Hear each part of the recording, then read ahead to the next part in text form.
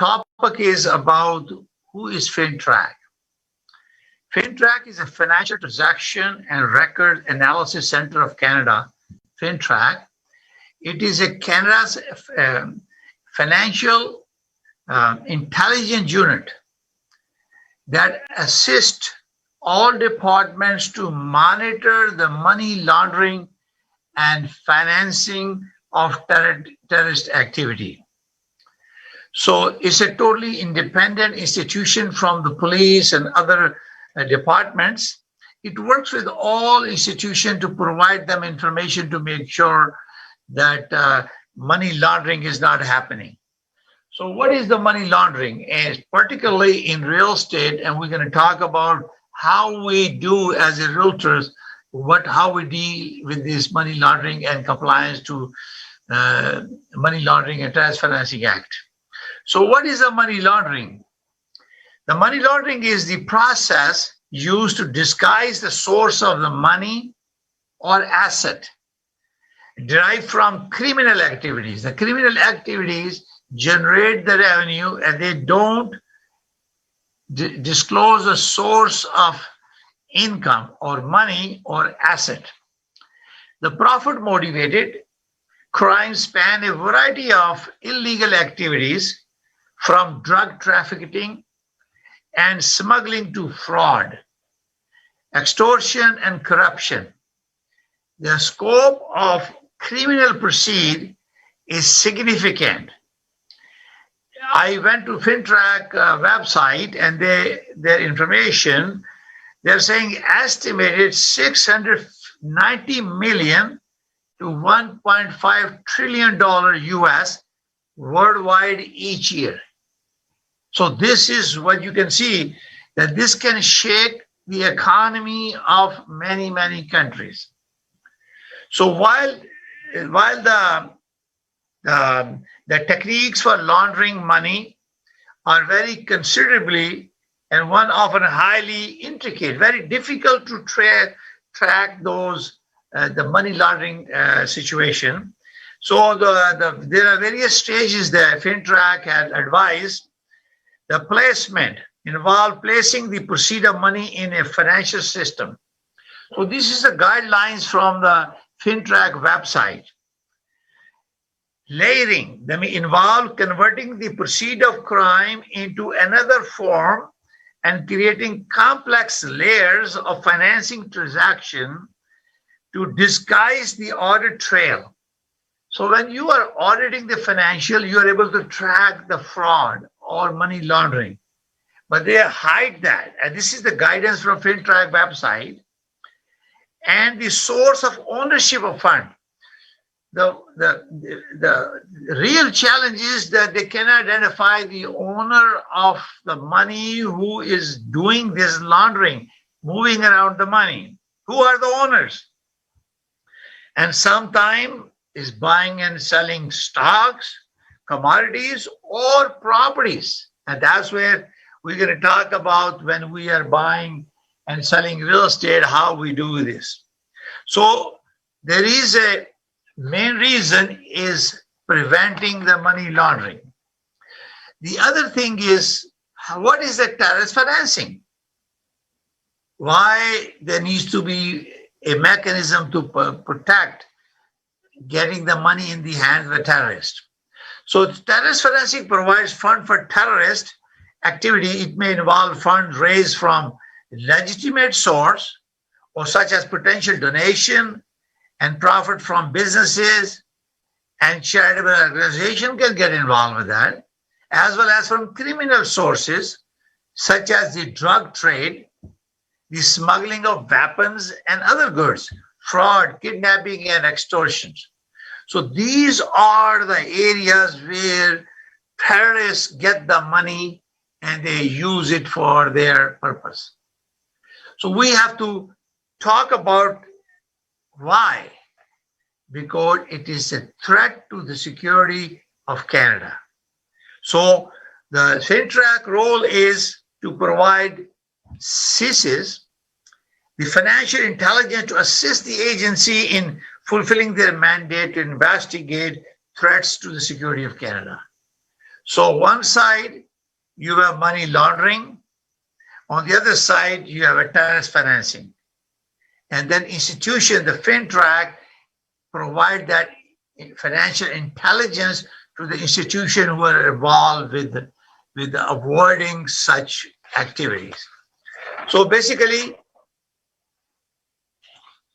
Fintrac is the institution of the government, federal government, that provides Canada's anti-money laundering and anti-terrorist financing activities to prevent them. So in real estate, we're going to talk about this. This is why when we're buying and selling real estate, we talk about identifying of individual record.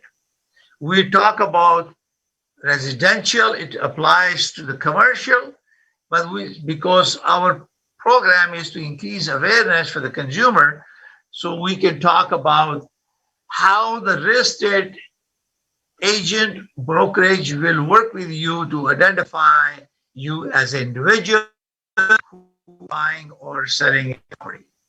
So we have a form that is a 4 pages Korea form. Is called individual identification record. So once we are preparing an offer and the buyer is signing an offer, before we present the offer, this form is done. Similarly, that form, when you are listing a property and before a seller accepts an offer to purchase, this has to be done. It says right here in the form, for the buyer, when the offer is submitted or a deposit is made. We're going to talk about the deposit protocol as well. And for the seller, when the seller accepts the offer, that means it has taken a transaction. That means a committed document has been created. So in this document, we will talk about which property are we talking about, which property that we are buying or selling. Then who is the agent who is representing that client? In this case, let's assume it's a buyer. Okay, we're going to focus on the buyer right now. Then the date the credit information was verified. That means the day the buyer agent has verified the information with a client who is a buyer client or customer. So verification of individual.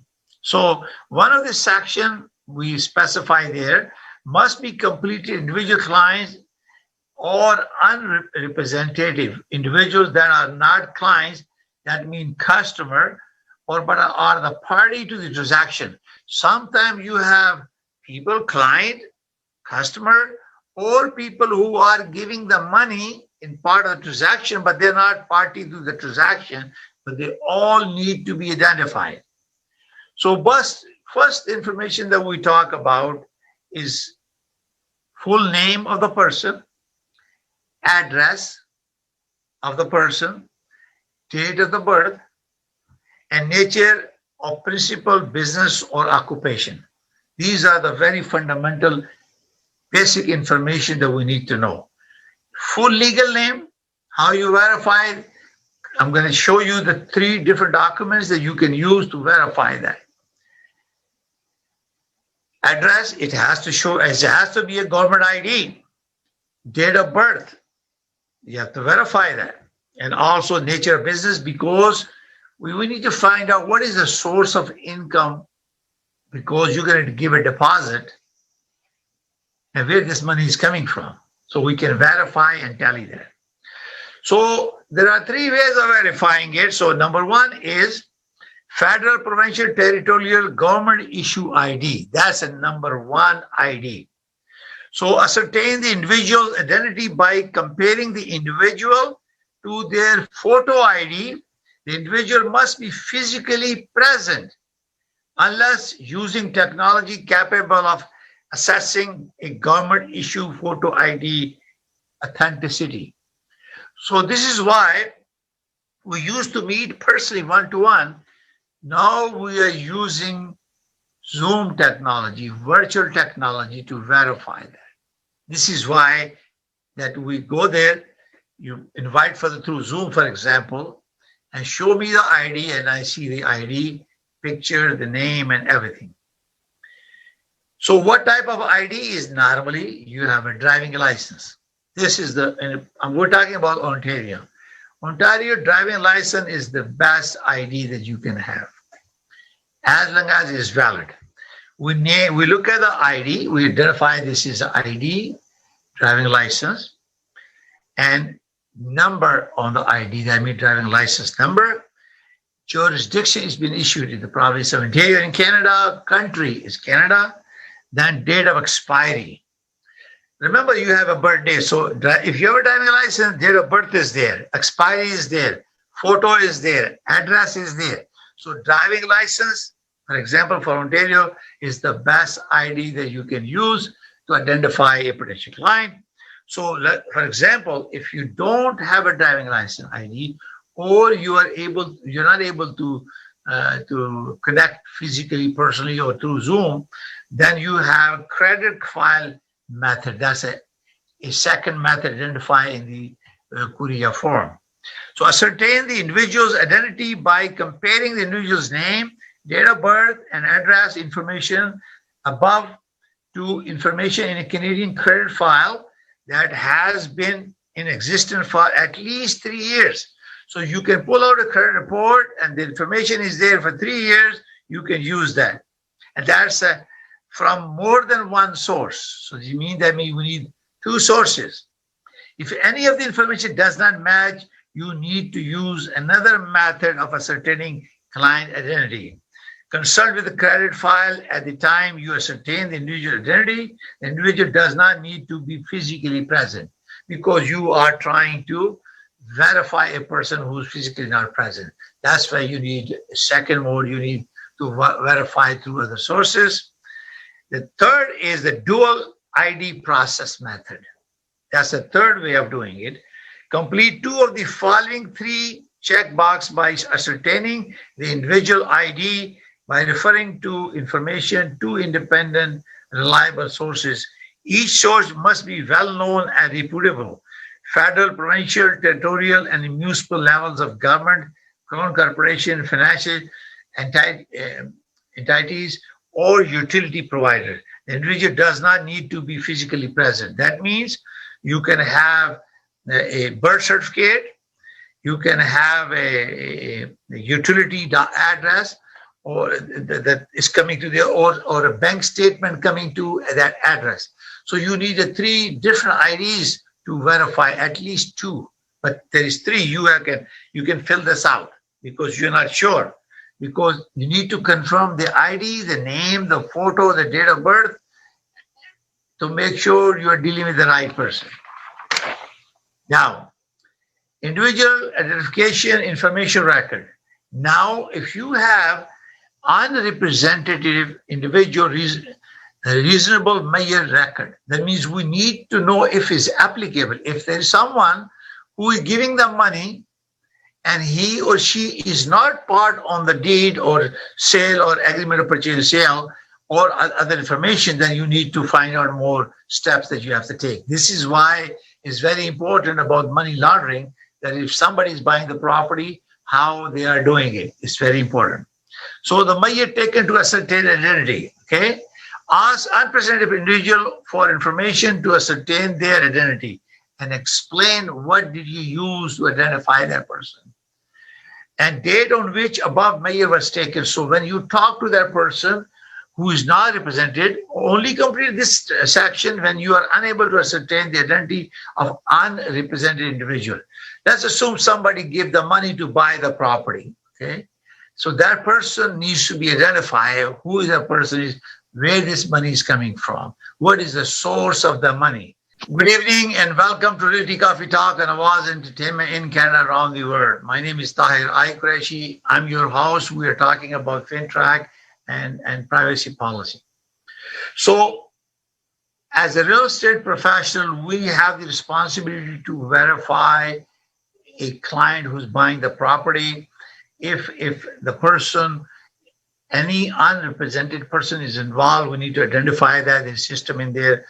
If there is third party involved in buying and selling the property, then we also have to identify that. A third verification of third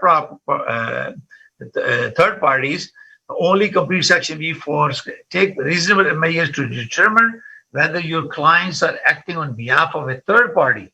For example, a person buys the property on behalf of a third party. Then you're going to start thinking about it. What's going on here?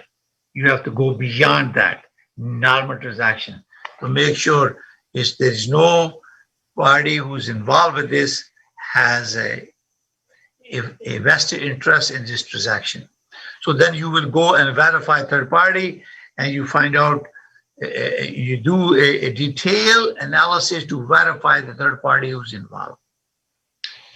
Then you describe, what do you think about the client and acting of the third party? So then you assess the person, your client, who's acting about on behalf of a third party. What is your feeling? And if you feel the person is acting in a way that is suspicious, then you have obligation to fill out a report, and then you report to Fintrac. This is why it's very important. So now, then you have to maintain a third-party record. So one is verification of third party, what step that you took to verify the third party. The other thing is the record of third party, where there is a third party, complete this action. So we have to know name and identity of third party, address, telephone number, date of birth, nature of pieces, principal or broker, and occupation. Then we write down. And if there is a corporation, you write down the corporation information or relationship with your client and the third party. This is very important for you to find out. Now, the section is risk, client risk. When you are dealing with a third party or your client, you have to find out what is the risk. The risk. Is it a low risk? Is a Canadian citizen or resident physically present?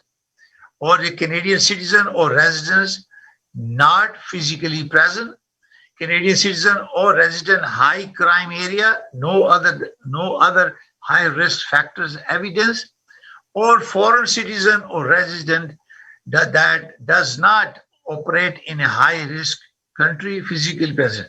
Because you have to look into also the list of United Nations list, which shows that high-risk countries where the list of people who are involved in money laundering and terrorist financing act are listed. You have a further obligation. So if you have a repeat customer, a client who's buying property for themselves, they are low risk. If there is a medium risk, you are not sure, then you have to write down that what is the risk is.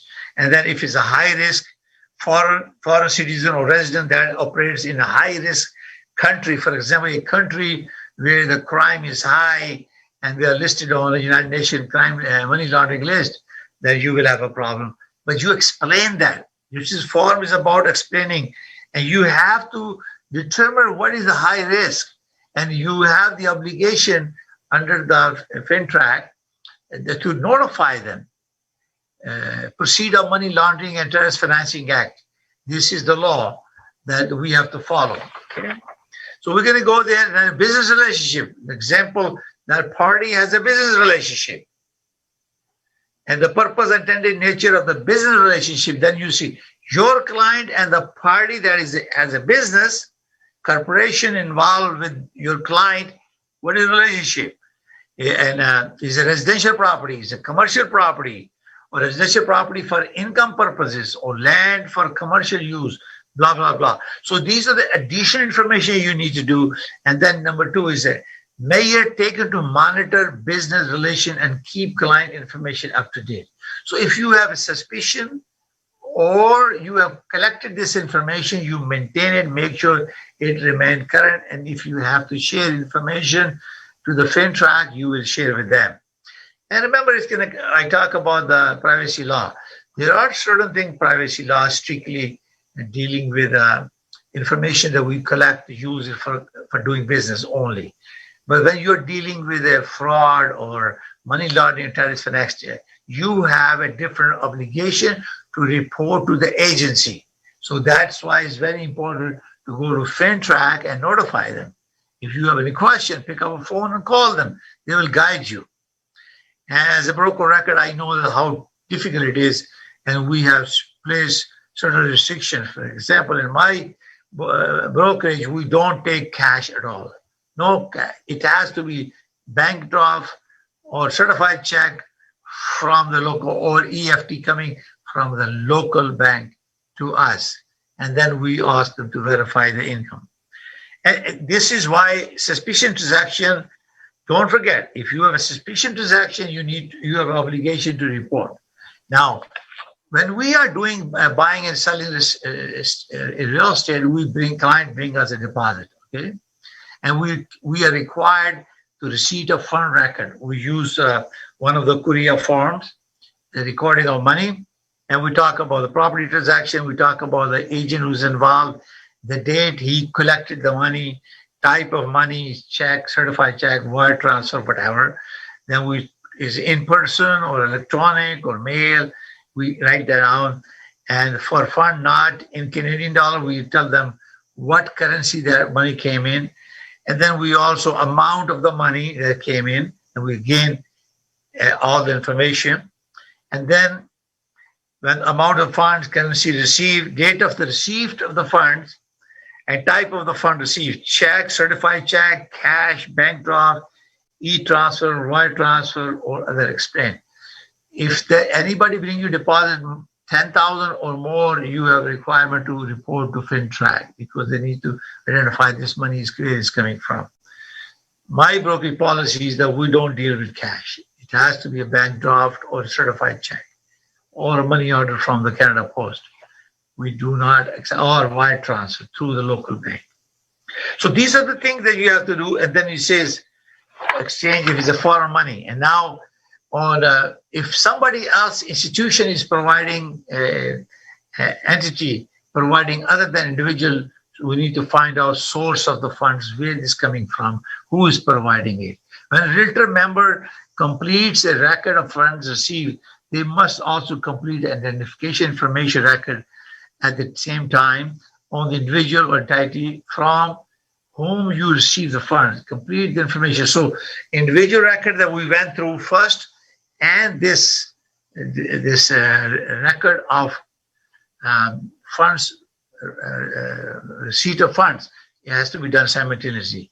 Now, for example, account-related information lists any reference information of the brokerage that receives the fund that is connected to the purchase, sale of transaction. And that means when we have a trade record sheet, we connect the trade record sheet with the money. And then we identify where the money has to be deposited. In real estate transaction, we put all the money in a transaction into real estate trust account. Under Section 27 of Real Estate Business Broker Act, ask us to disclose how it's to be deposited in the real estate trust account. We have a commission trust account. We also have a general account. So mostly brokers operate 3 accounts.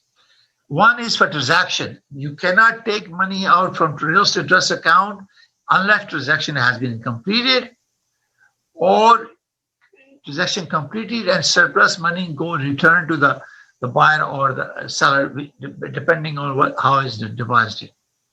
Number 2, you have a mutual release. If the deal fell apart during the conditional period, you have a mutual release. Number 3, if there is an issue between the both buyer and seller, they don't return the fund unless there is a mutual release. Then you have to go to the court to get a authorization, a verdict from the court. Then you can return that money. Otherwise, when you stay there, if there is a dispute on, if it's not in the court, then you might have to turn over this money to Real Estate Council of Ontario. You consult with them that this is going on and this money is sitting there for long and nobody is claiming it. Then you will have obligation to return the money, I believe, within a year or so to the RICO. You reach out to RICO. So again, real estate professional, when you as a buyer put an offer on the property, an agreement has been a conditional, you give deposit, that deposit collected and then is given to the listing brokerage. Normally money goes to them. We create the Fintrac, our record, and we took the money from you, we verify everything, and we complete this form. That money goes to now mostly is going through electronic. They give you the deposit receipt and electronic statement that the money has been deposited. Then the listing broker will send you a deposit receipt that is shared with the bank and also with the lawyer, because the balance of money, because that deposit is part of the purchase price. So they will be deducting when they do the final adjustment at closing. So again, because when we are buying and selling real estate, we take some personal information under PIPEDA, Personal Information Electronic Document Act, PIPEDA. We only collect information that is only essentially needed for the transaction, and we don't allow anyone to share and sell that data to anyone. Customers are allowed to ask if they want to verify the information is there. Normally, most people also provide a lot of information when they apply for mortgages. So be careful. Always ask them about their privacy policy when you're buying and selling real estate, when you're dealing with a mortgage broker or real estate broker. It's very important to protect that. The idea again is we are responsible professional. Our goal is to comply with the law, to make sure that all the requirements that are coming to us based on the Procedure of Crime and Money Laundering and Terrorist Financing Act, supervised or mandated by Fintrac, that we share information with them and report to them. You can visit their website and you can get more information. Majority of this information I collected from their website. So credit goes to them. So again, my name is Tahir Qureshi. I'm your host on Realty Coffee Talk and Awaz Entertainment. If you wish to advertise on Awaz Entertainment, please call Awaz Entertainment phone number that's showing on the screen, and you can always get a special discount if you tell them that you are a subscriber or viewer of Realty Coffee Talk on Awaz Entertainment. So we have a special rate. If you are a builder, you are a renovator, you are a plumber, electrician, a lawyer, mortgage agent, mortgage broker, or a lawyer, inspector, painter, plumber, you can all please call Samina Jabeen at 416-786-9809 and get a special discount because you are watching Realty Coffee Talk on Awaz Entertainment. I take this opportunity to thank all our health staff, doctor, engineers involved with the construction, safety, and paramedic, and our armed forces, security, intelligence, and medical staff, paramedic, nurses who put their life online to protect us, our armed forces, our police department. We thank them for their dedication and commitment and sacrifices for us. May God bless you all. May God bless Canada. See you next Thursday at 7 p.m. Thank you. Bye for now.